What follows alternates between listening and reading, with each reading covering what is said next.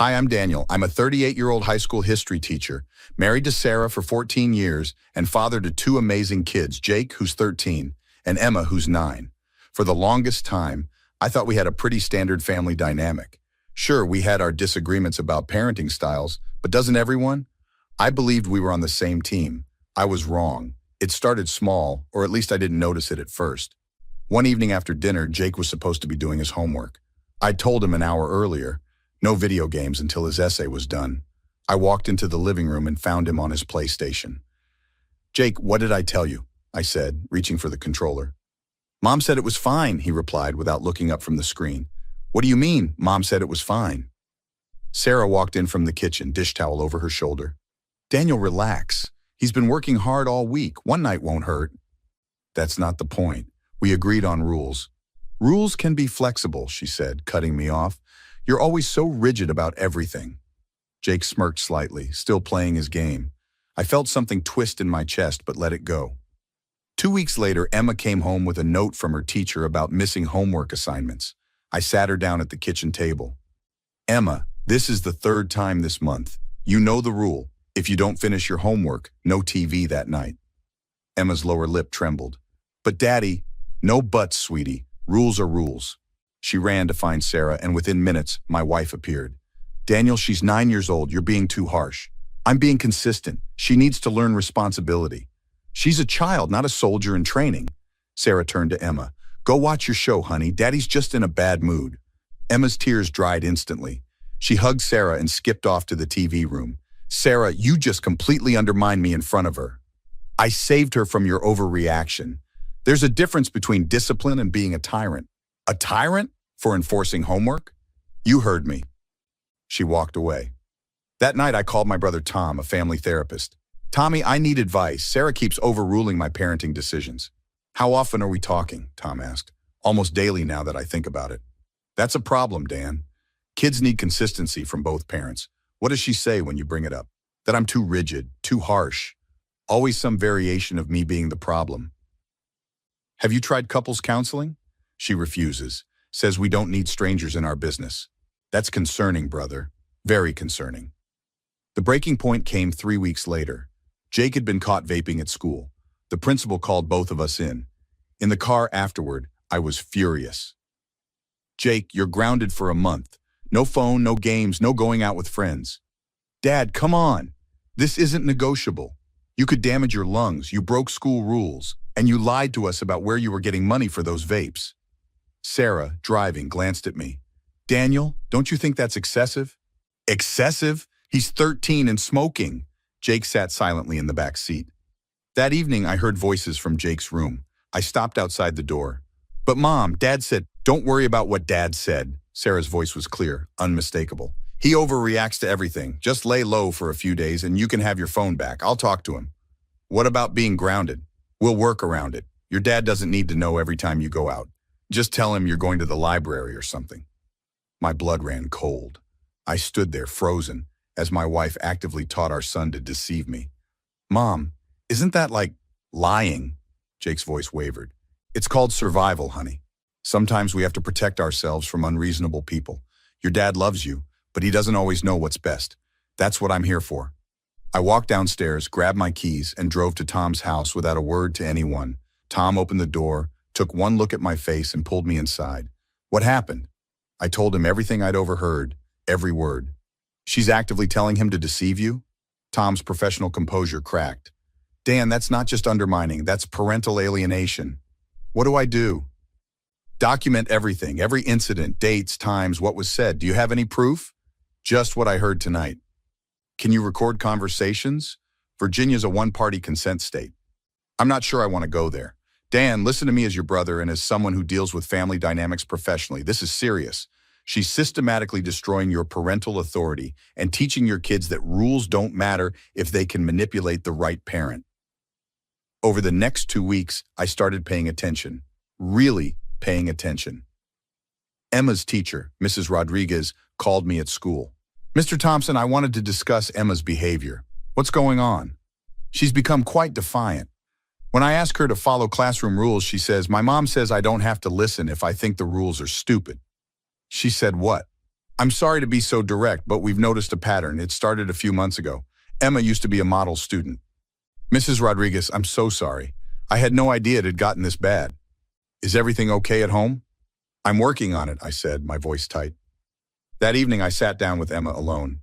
Sweetheart, your teacher called me today. Emma looked down at her hands. Am I in trouble? That depends. Did you tell Mrs. Rodriguez that Mom said you don't have to follow stupid rules? A long pause. Yes. Did Mom actually say that to you? Emma nodded, then started crying. I'm sorry, Daddy. I don't like being bad at school. But Mom says you're too mean and that I should listen to her instead. I hugged her. It's not your fault, baby. None of this is your fault. Later, I cornered Jake in his room. We need to talk, and I need you to be honest with me. About what? He wouldn't meet my eyes. Does Mom often tell you to ignore what I say? Jake's silence spoke volumes.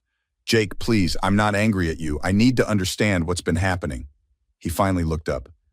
Dad, she does it all the time. She says you're stuck in the past and don't understand modern kids. She says she's protecting us from your controlling behavior. How long has this been going on? I don't know. A year? Maybe longer? A year. An entire year of systematic undermining. Has she ever told you to lie to me? Jake hesitated. Yeah, a lot. About where we're going, what we're doing, stuff like that. She says it's easier than dealing with your rules. I called Tom again that night. I talked to both kids. She's been doing this for over a year. You need a lawyer, Dan, yesterday. I kept hoping we could fix this. She's not going to change. People who do this don't see it as wrong. They see it as necessary. She's probably convinced herself she's the hero, saving the kids from your tyranny. The next day, I met with Linda Hernandez, a family law attorney Tom recommended. Mr. Thompson, what you're describing is a form of emotional abuse, Linda said, her pen moving across her notepad. Not just to you, but to your children. She's teaching them that deception is acceptable and that authority figures can be manipulated. Can I get custody? Possibly shared with specific stipulations, but I need evidence. Recordings, witnesses, documentation. Do you have any of that? I started documenting everything 2 weeks ago, and I installed a nanny cam in the common areas. That's good. Virginia allows recording in your own home. Keep gathering evidence. We'll need at least 30 days of clear documentation showing a pattern. 32 days later, I had 17 recorded incidents of Sarah telling the kids to ignore my instructions. I had emails from 3 different teachers about behavioral changes. I had Tom's professional assessment. I was ready. I sat Sarah down in our living room. The kids were at her mother's for the weekend. We need to talk about your parenting. Sarah rolled her eyes. Here we go again. Let me guess. I'm too permissive, too soft, not strict enough. No. We need to talk about how you actively undermine every decision I make and teach our children to deceive me. Her expression shifted. What are you talking about? I know, Sarah. I know you tell Jake and Emma to ignore my punishments. I know you tell them to lie to me about where they're going and what they're doing. That's ridiculous. I have recordings. The color drained from her face. You recorded me? In our own home? I recorded conversations in the common areas of a house I own. That's legal. And those recordings show you've spent over a year systematically destroying my relationship with our kids. I was protecting them from your controlling behavior. She stood up, her voice rising. You treat them like recruits, not children. I enforce homework, bedtimes, consequences for vaping at school. How is that controlling? You're rigid and inflexible. And you're teaching them that rules don't matter and that they can manipulate their way out of consequences. Do you have any idea what that's going to do to them as adults? I'm their mother. I know what's best for them. You're not their mother. You're their friend, and a manipulative one at that. Mothers set boundaries. Mothers teach responsibility. You teach them that daddy's the bad guy who can be ignored if mommy says so. Sarah's face hardened. I won't apologize for loving my children more than you do. Don't you dare. This isn't about love. This is about you needing to be the favorite parent so badly that you'll sabotage any authority I have. You're making a huge deal out of nothing. Emma told her teacher, and I quote, "My mom says I don't have to listen if I think the rules are stupid. Jake told me you've been helping him deceive me for over a year. That's not nothing, Sarah. That's parental alienation." Parental alienation? Are you serious right now? Dead serious. I spoke to a family law attorney. I have documentation, recordings, teacher statements, a professional assessment from Tom. Tom, your brother's in on this? Everyone's in on this because what you're doing is wrong, and everyone can see it except you. Sarah's voice turned cold. If you pursue this, I'll tell everyone you're an abusive father. I'll tell them you verbally abused the kids and me. I'll make sure you never see Jake and Emma again. There it is, the real you. You just threatened to make false abuse claims because I'm holding you accountable. I'll do whatever it takes to protect my children from you. They're our children. And that threat, that's going to look great in court. But just so we're clear, you need to leave this house tonight. This is my house too, and I'm not kicking you out permanently. But after that threat, you need to go. Tonight. I'll file for separation on Monday. Sarah grabbed her purse. You'll regret this, Daniel. I promise you'll regret this. She slammed the door so hard the frame rattled. I sat in the silence, my hands shaking, and called Tom. She threatened to claim abuse. Did you get that recorded? Every word. Good, that's probably the best evidence you could have. File Monday morning, don't wait. Monday morning, Linda filed for legal separation and temporary custody arrangements. By Wednesday, Sarah had been served. Friday, we met with a court-appointed mediator and temporary child psychologist, Dr. Patricia Wells. I've reviewed the evidence Mr. Thompson provided, Dr. Wells said, looking over her glasses at both of us. Mrs. Thompson, the pattern documented here is deeply concerning. He's manipulating the situation, Sarah said. He's always been controlling. I've listened to the recordings, I've read the teacher statements, I've reviewed the brother's professional assessment. Can you explain why you repeatedly told your children to ignore their father's instructions? Because his instructions were unreasonable. That's not how co-parenting works. When you disagree with a parenting decision, you discuss it privately with your partner, not override it in front of the children. You certainly don't teach children to deceive their other parent. I was protecting them. From homework enforcement, from bedtime rules. Mrs. Thompson, you've created a situation where your children don't know which parent to believe, and you've taught them that manipulation is an acceptable conflict resolution strategy. Sarah looked at me with pure venom. This is all your fault.